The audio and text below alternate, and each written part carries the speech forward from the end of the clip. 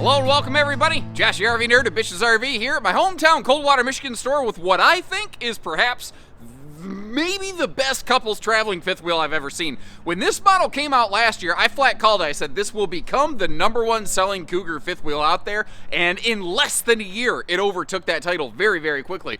But why, you know? Well, the thing is, a lot of smaller fifth wheels under 30 feet like this one lack good kitchen countertop prep space. This does not have that issue. A lot of smaller fifth wheels have kind of crappy entertainment viewing. This one's straight across from the theater seating. This one gives you a choice of a booth dinette or a table and chairs, which is kind of nice. I personally would love to see an option for something like a bar and some stools or chairs. We'll talk more about that later.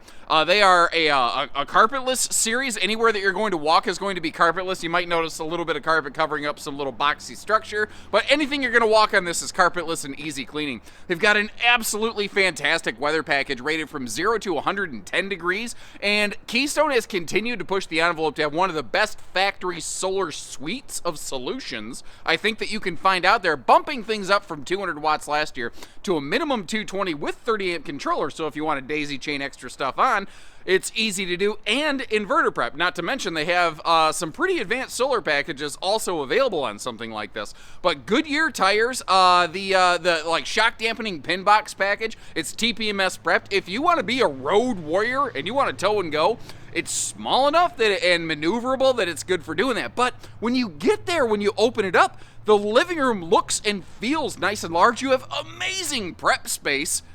There's not a whole lot of downsides to this RV. Now, that being said, I've yet to find the one RV I think is absolutely perfect. This one does have a couple hitches in its giddy up. Like, I'll volunteer that it has a two-headed sewer monster, sewer outlet, basically. It's got 2 sewer hookups on it, which I know some people really don't like. We're going to dive into what makes this one great and a couple areas where maybe it's not the right fit for you. And if you appreciate the fair way that we go about these, even on models that I personally really, really like, hit that subscribe button, like our video, and let's get going because this is a fun one, man.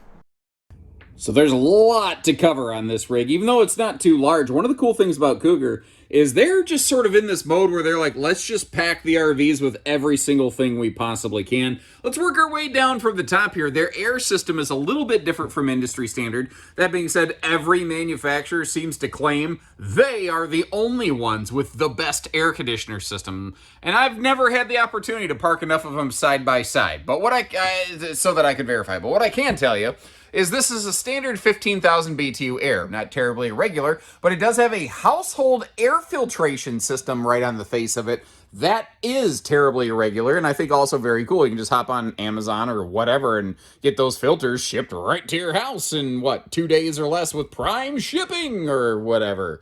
The other thing is these are always going to be 50 amp service. Second air from the factory is also available. And I really like how they finally made the slide floor and the main floor match. But a couple things. One, it's cold. So the little carpetless flap that sticks off the slide floor doesn't really want to lay flat. And the other thing I've noticed is Keystone tends to be cutting those a little short, so they visibly, very commonly have that little bit of air gap right there. Someone looks at that and says, oh, they have flooring problems. That's not the floor. That's just the carpetless flap. The floor, all the construction itself is perfectly fine. Now, if you'd prefer a hide-a-bed instead of the theater seat that we're seeing here today, that is perfectly available. You got that 10+ cubic foot, 12-volt compressor fridge, and they've kind of cleaned up and tweaked the decor inside this year a little bit. The white portions of the cabinets with the little accent lines in them, they don't look quite so dirty as they did before, which I think is pretty cool. And this model right here just has massive, massive counter space. For no bigger than the rig is, it has one of the best kitchen prep spaces and total storage areas I've seen. And let's address a potential concern here. If this is something you were going to ask or wonder about, hit the like button if this proactively answers for you. People say, what do you think about a rear kitchen bouncing down the road in transit? And yeah, absolutely. The further back behind the axles a kitchen is, the more everything in the cabinets is going to get tossed and turned. So you need to plan and pack accordingly. You don't want to bring your grandmother's china, certainly. That being said, this is a short RV that does not have a major overhang, and they do have their road armor suspension package to kind of, help with road violence a little bit. I personally would not really hesitate to take this one down the road, but this model's been out for about a year now. So what I would ask is anyone who owns a 23 MLE who's watching this, or a similar like 30-foot rear kitchen couples model, if you could leave some comments and kind of share with the class like what your experience has been there, I will take actual ownership, use and experience over just my nerdy theories every day of the week. The other thing that this one does really well when you're sitting over here in the theater seats like I am, you've got great campside window coverage. And that's a problem that people have been asking manufacturers to solve for years. But generally speaking, manufacturers just really have not. Now, they go with a legless, what's called Dream Dinette system. It's a little more of a knee knocker. If you're the one sitting over by the window, the middle support beam could still certainly get in the way for sure. Like, that's not my personal favorite place to sit. But one of the things I really like that they did here is they actually took the time to put a handy little shoe garage in under that dinette bench right by the door. Now, obviously, you'll lose that. You'll lose the bonus storage and the potential to sleep some guests here if you flip to the table and chairs arrangement. But I got a question for you. I have long felt that there's a place in the RV industry for a third seating configuration. What would you say to a campside bar? Oops, I got my hand in the camera, sorry. A campside bar with some chairs or stools overlooking that window right there. And while we're talking about it, what would you say if that TV dropped down? Because the TV's directly across from the sofa, but admittedly, it's up high. Now, interestingly, this RV now has a big brother, the full Cougar, not the quote Cougar half ton, but the full Cougar 260MLE. And what's really cool about that one is it actually has like a campsite bar desk and the TV drops down. And it has a full east-west bed slide in less than like 32 feet tip to tail, or right on 32 feet. So overall, I like how they're giving us a couple options here. Now, what I'm looking for are power outlets. There's a couple hidden back there in that little corner. Oh, there's even an extra light here that I missed. Interestingly, this set of household outlets and USB plugs, I think, could double as either dining powering or kitchen power, but there's another set of those over there under that overhead cabinet area. Now, that entry door window, it does actually have a privacy shade built right in, so that's kind of one of the nice things right there. This model does not have any sort of electric space heat and Tootsie Toast and Bunyan burner fireplace kind of thing. Interestingly, Arctic Wolf took their own stab at this floor plan, even going so far as to flat call it the 23 MLE Arctic Wolf, which I guess just makes cross-comparing and shopping a little bit easier for you. But they do include a little fireplace, and what they do with it is they put it over here on the pantry kind of storage wall. It's interesting that you've got the full-on shoe garage, but also down below a flip-flop shop, which seems duplicitous, which is a college word I rarely get to use. But remember, if you go with the table and chairs, suddenly the flip-flop shop becomes far, far more handy and useful. I don't know that you need to do it a lot, but if you notice, that TV can pivot around. Something else, whether it's that TV or some of the kitchen outlets, there are a lot of outlets in this RV that are actually inverter prepped. And if you get one of the more advanced solar packages, any of the outlets that you see in the RV, including the TV, some of the kitchen, the bedroom, they could be live powered by your battery if you are so inclined. Keep in mind, though, when you do something like that, you place a greater tax on the batteries and you drain them more quickly. But if you're noticing, this thing has amazing storage space, even spots for like a big wastebasket under the sink. That's something Cougar generally does very well. It absolutely grinds my gears when so many of these brands, sometimes it makes sense not to include a shelf under sink, you know? They're even going to be very good about putting a little bit of trash can space under the sink in the bathroom, which I think is cool. That's an area that a lot of manufacturers tend to overlook and miss and or neglect. Now, over here in the slide, you might have noticed how all the windows have those blackout roller shades, which is nice. The window's all open for airflow, but there's also some easily missed USB plugs, both both Type A and Type C USB plugs over there on the left. And this is where I meant to say household. Some household plugs right down below that. That's actually what's powering the heat massage functions on the theater seating. Now, over here in the slide, it's nice that when you're just sitting down, you can turn the lights on or off above you, but you can also dim those down. So if you want to turn off all the main cabin lights and have just like a little nighttime kind of get your bearings sort of light, or if it's like movie time and you don't want to, just have the bright lights stabbing you in the eyes and blowing you away, It's kind of cool that you have sort of, that opportunity as well. What is your opinion on this, by the way? When a manufacturer doesn't run a cabinet all the way up to the ceiling, is it a neat decoration space? Is it a dust collector? Is it, what do you prefer? I guess let me just ask it that way. What would you prefer in that regard? Moving upstairs here, the in command panel can do a ton of different things for us. It's your system monitor. It's like your thermostat and a whole bunch of things.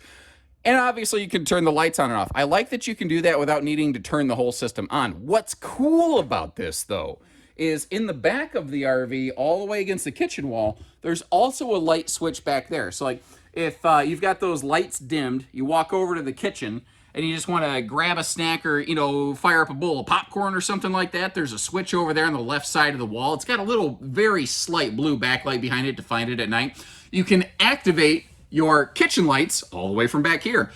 Similarly, the bedroom has its own easy little light switch as well. So it's kind of one of those things where it's sort of there if you need it and gone if you don't. Now, the bathroom is very straightforward, but when you're in a smaller fifth wheel like this, you often run into the radius style showers, and you'll see that this doesn't have that. It also has a porcelain foot flush stool with great space around it, and instead of the open face storage that a lot of brands will do to kind of save a couple bucks here and there, they're actually including fully enclosed linen storage, which I think is really, really nice. Along with that, Cougar is very good about giving us some decent upper deck height. Now, they're not the tallest upper deck ceiling height I've seen in a fifth wheel, but considering the size, class, and weight of this, they are one of the best at it. And did you notice how I was pointing at that extra light over the shower head? It's those nice, easy little details that a manufacturer who's really, really tuned in and listening to people really pays attention to. I actually really like how Reflection has totally gotten rid of skylights in their RVs. Now, that sounds kind of crazy, but I actually think it's a really smart way to go because it eliminates a giant hole in the ceiling effectively. And if you're not realizing it at a glance, it looks like they got rid of the medicine cabinet and it's just a mirror glued against the wall. But if you take note, that actually is not the case. They just recessed the medicine cabinet into the wall a little bit, and it just opens up that whole bathroom space nicely. Now, again, if you got your phone or whatever, you can Bluetooth these lights on and off, but you don't have to do that. Additionally, you may notice how there's that little power junction box up top. These are, again, 50 amp service. So if you want to outfit this with a factory second air, you can. Or if you want to install a aftermarket second air conditioner, you can do that. There are also multiple additional little zone lights in this bedroom that you can manually click on and off. One just directly above the bed in general, and then one each on either side of the bed. You might notice how I have the right side lit up and the left side not lit up. So like if you want to be able to like kind of read a book and not directly disturb your partner, you can. Oh, as long as we're looking down here, look at those side stands. First of all, if you're claustrophobic, they're definitely more open designs, although those drop-down hanging wardrobe towers, they are a little bit sharp on the corners, so you're going to want to kind of plan accordingly and be careful there. But you've also got those inverter-prepped outlets on your household plugs on both sides of the bed with, your own individual phone charger, watch charger, whatever, toothbrush chargers. If you charge a toothbrush in the bedroom, I don't know. Now, this right here is a Camp Queen, which still kind of baffles me. I've heard for about 2 years now, Cougar's aware, you would prefer a true queen bed. And do me a favor, leave me a comment if that's still true. What bed size would you actually, if you had your choice, if you could wave a wand and force the factory to change something, what bed size would you prefer in this bedroom? Leave me a note and let me know that so we can get it back to the factory. Because again, I know for a fact that Cougar is listening very, very nicely. And they don't do a window in their wardrobe slide over here. Instead, what you get is just full maximized storage. But I also want to showcase the fact that you do have TV hookups across from the bed over here. And since they go with a single door bathroom, they don't have a sliding door right here. They can put those hookups right where you want them instead of, like, I've seen some manufacturers have to put them basically like on the sidewall. And it just, I don't know, to me, it just doesn't make as much sense as what they're doing here. Taking a look at some storage space, by going with dresser drawers on the right, you notice on the left we have room for just full hanging wardrobe area. So if you do have some longer hanging clothes, short of a full body like sundress or whatever, you're gonna be able to do what you need to do there. Now the storage around the bed is basically all effectively dresser storage. The cabinets over the bed don't have struts, but they are soft close. So again, if you're trying to get around in the morning, if you're doing some work camping, if you don't want to disturb your partner, if you do happen to like drop one of those because they're gravity closed, you know what I mean? Then you won't tend to bother the other person. Another thing that's interesting on these is how your all of your cabinets have magnet catches instead of the old traditional like bulldog clips. Just a nicer little detail I like about them. And this is one of the reasons I call this a great traveler. When you have an east-west bed slide, currently Brinkley's the only manufacturer I've seen that actually says, yes, you can use our bed slide when the slide is closed. But when the bed's not in a slide like this, there's no question about it. And with the bedroom and bathroom both being accessible here right off the hallway, which is right off the entry door, what I like to refer to as nap and crap accessibility is, check those boxes. They've nailed that very, very well. Where it gets tricky on a lot of RVs is what happens in the lower deck. And in this one, they do very, very well, I think. You can actually, you can walk right through this thing without necessarily needing to tiptoe on the slide. You can actually, it's a little bit of a sideways travel trailer two-step, but for a travel stop, I can tolerate that. The fact is, without touching the slide button, I can walk straight back to the refrigerator. I can get to the sink. You can't get to the stove and the microwave, but I can tolerate that for like a quick little, cold sandwich on the road. This, for me, works. And the fact that your dining is not in a slide, meaning it is 100% zero questions, usable, functional in transit. For me, I mean, that could be a deal maker, deal breaker compared to some RVs. Now, I do want to get on my soapbox about one thing here, and that is the fact that this RV is named the Cougar Half-Ton Series. Now, obviously, I think there is an attempt at an implication there that this is half-ton towable. But the thing is, there's no vehicle category out there that varies greater in capacity and capability than the family of half-ton pickups from any manufacturer out there. It's the vehicle that has the greatest swing in terms of towing, payload, all that stuff. If you look at the actual hitch weight of this RV, especially when you consider when you get your own bodies in your vehicle and load cargo into it, I do not think this is, generally speaking, a good fit for a half-ton pickup. I think that this is an amazing fit for like a three-quarter. I think like a gas three-quarter would be just a fantastic pairing. Diesel three-quarter could certainly work, but I don't know that everyone necessarily, you don't need to necessarily go to like big mega diesel power or anything like that. Actually, what's funny, a lot of times gas three-quarters can have better payload ratings than diesels just because the engine weighs so much less. It allows for more carrying capacity. But that's my 2 cents on this one. Are there technically some half-tons with the capability of handling this safely? Technically, yes, but they're few and far between. They're not the half-ton pickup that most people have. And just magically putting airbags on your pickup doesn't make it magically more capable of doing things it wasn't supposed to do before. That's not how airbags work. Now, you saw the spare tire in the front there. I've got a bad habit of not showcasing the front side of this, so I did want to make sure I got you a quick peek there.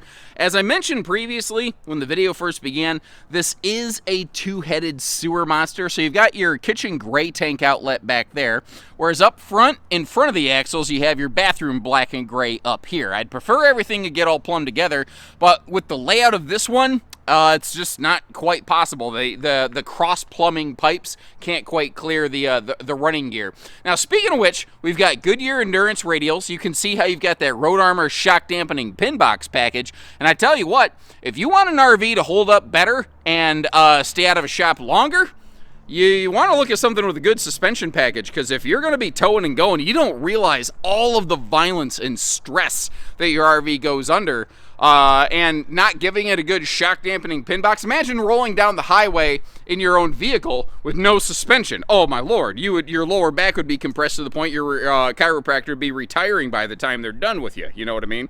That's not quite the case here. You may have noticed that was a cable slide system. Some folks like them, some folks don't. Cable slides are lightweight. They can still be floor flush. And one of the cool things is they don't have to punch through the underbelly, so you don't have a hole in your I-beam. Or you're also not fighting for holding tank space as a result. But Some folks don't like, what they feel are lacking service records on cable slides. I try to be fair. I've actually got a video out there basically just talking about the 3 major type of slide system used in the towable RV industry to give you ideas of benefits and drawbacks of all of them. Now, that black panel on the right-hand side of the screen that's kind of hard to see now, that is your inverter prep area. That's also where you'd find an inverter with the bigger solar packages that these have available. And this is our in-command system. This is basically the central nervous system of the RV right here. And instead of common blade fuses, what they're using is actual automotive like bus style relays. And the reason they're doing that is it's a far more robust system. And that was also at the same time they put that in, Keystone became the first towable RV manufacturer in the mainstream world to completely color code their entire wiring system. That's something a lot of manufacturers still do not do. A few have since adopted things like that, like Alliance, Brinkley. They're also doing a full color-coded wiring system. And this one right here, some folks like stable steps, some don't, but this floor plan literally would not be possible without them, because in order to properly load balance and equalize this floor plan front to back, tip to tail, this is where they had to put the axles directly below the door. Well, with traditional fold-out steps, this floor plan obviously couldn't work, you know. I do like the switch over to the safe T-rail MORRIDE handle system right there. 1, it's longer, and 2, nobody can fold it over your door. So if there's some kind of unmonitored child or hooligan running around the campsites thinking they're funny by flipping the big floppy door handles over your entry door, about the only way you can get out is to either boot kick it open, or you got to do that thing like, you know, when you run out of toilet paper in the bathroom and you're like, somebody help, and you got to hope that somebody's walking by that can hear you. Instead of bringing you toilet paper, they can just let you out of your camper without breaking the handle. Now, this has a little mini camp kitchen under the corner of that L-shaped kitchen area, but what's kind of cool about this, a lot of times when you have like the little mini fridge packed in with the little griddle, well, you kind of have to like burn your arms to get into that fridge. So they intentionally let this slide out in extra length to make sure that you got a little bit of arm room in there so you're not constantly singeing the arm hairs, you know. Now, if you do get an inverter on this RV, even this outside fridge can be active off that, because once again, you see those inverter prepped outlets out there.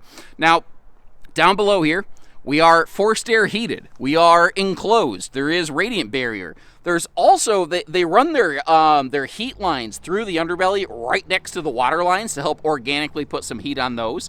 Every single holding tank has its own tank heater, and they also have a forced air heat duct, not just dumping air into the belly in general, which is not terrible, but they also have one on every single individual holding tank. So they have 2 methods of holding the tanks, basically, 1 electric, 1 propane, and you can run them simultaneously. But the thing is, yes, they're 0 degree rated, and I know some people that have survived in some really extreme weathers in Cougars. I can't give you a promise greater than what the factory does, obviously, but I know some people that have gone through a polar vortex winter, and I reported that back to Cougar, and they went, whew, wow. That's better than we expected. We're glad they didn't have any problems, but I wouldn't tell them to keep banking on it. The thing is, though, they're also an excellent brand of RV for hot climate camping, which I think is how more people are going to actually tend to use them. They're actually, you know, we tend to talk a lot about what's the cold camp rating on an RV, but most of us are using it when it's hotter outside, and that's where Cougars really excel. Basically, they go all the way up to 110 degrees with their testing system, and you can put the second air on this if you're going to be in those crazy hot climates.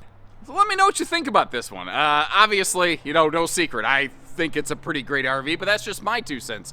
Now, Arctic Wolf has recently come out with their own version. They also flat call a 23MLE, and hey, would you know it? I have video footage of that. I'll leave you a link in the description. Compare the 2. Let me know which one you'd go with. I'll also see if I can dig up a few other traveling-friendly sub-30-foot fifth wheels for you to look at. If maybe this one is close but no cigar, we'll try to find the one that is cigar for you.